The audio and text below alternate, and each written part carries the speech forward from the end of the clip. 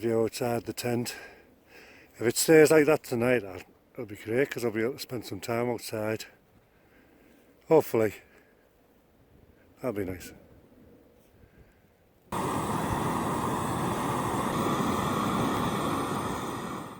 I've got sprouts, broccoli, sage and onion, roast beef and potato. I'm going to warm that up now. Try and just very slowly, and I'll have some gravy on it as well.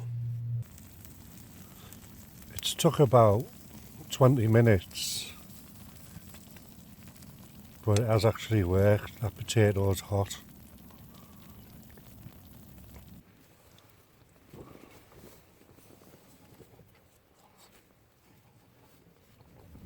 It's nice to get pitched finally on Arthur's Pike, but I enjoyed the camp on 3 Raise. It wasn't planned, but it wasn't somewhere, I mean I didn't even know about 3 Raise, but I really enjoyed it. I mean it was the light and everything. That's the thing about solo wild camping, is you can change your mind. You know, you don't always have to go to the top of a hill or anything. I dare say I could go back to 3 Raise on another day and have a crap wild camp, but it was just the light and like the autumn lighting, like on the morning, and it was just, I really enjoyed it. I mean, it was like a bubbling brook there and everything, like listening to that during the night. And, I've done that before,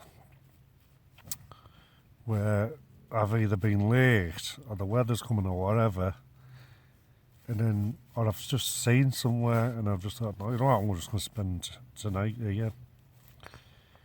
And then it's like you get an extra wild camp out of something you've planned. You know, you've had an objective. I mean, Arthur's Pike's still here. I'm here now. It's a week later than I'd planned, but I got an extra wild camp out of it, and one that I enjoyed. And I think that's something I'm going to change as well next year. I think is maybe it's just, I don't know. I mean, because I had like a few months away from it, you come up with ideas and like, you know, you get, like, your brain gets a bit creative with it because you've had a break from it. And I've got a lot I want to get done. A lot, but not just the tops of fells and things like that. That's what I was trying to say in a long-winded way. And waffling on.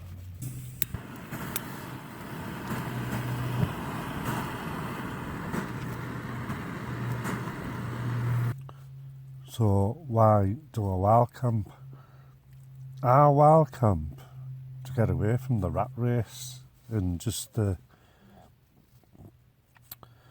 boring, repetitive drudgery of everyday life. But also there's more than that. I just find like it's like a spiritual healing. It's almost like a religious experience. I mean, I don't go to church, but I would say I do feel close to God when I'm up here. I mean, there's cleansing yourself on the outside by having a shower, but then you can cleanse yourself on the inside. Another reason is you get like a memory. I couldn't tell you much about this year, any things that I've done, but I do remember the wild camps. Like, for instance, I would say that the thing I'll remember about this year was a wild camp on the Fairfield Horseshoe. I can't say I wild camped at the Fairfield Horseshoe because I didn't do the 8th fell. But I did do 7 wild camps on the Fairfield Horseshoe, and I'll go back to do the 8th one. Why didn't I do the 8th one earlier this year? because I'd got it wrong with the gas canisters, the stoves, and I could have done it, but it just would have been, I wouldn't have enjoyed it. It would have just been like an exercise in endurance, and I didn't want to do that. Has anybody ever wild camped the Fairfield Horseshoe? I don't know. I'm not aware of anybody who's done that.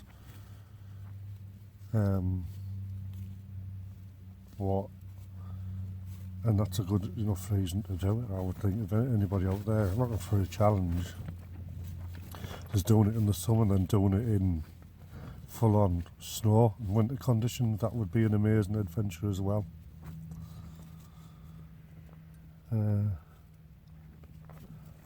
Yeah, somebody will be the first to do it. This is why I keep harping on about, going back 40 years. Somebody might have done it, but we'll never know because they never kept a diary, or the diary hasn't gone up yet. And if they have, hopefully it will go up. But yeah, but until it does, then as far as I'm aware, nobody's wild camped the Fairfield Horseshoe.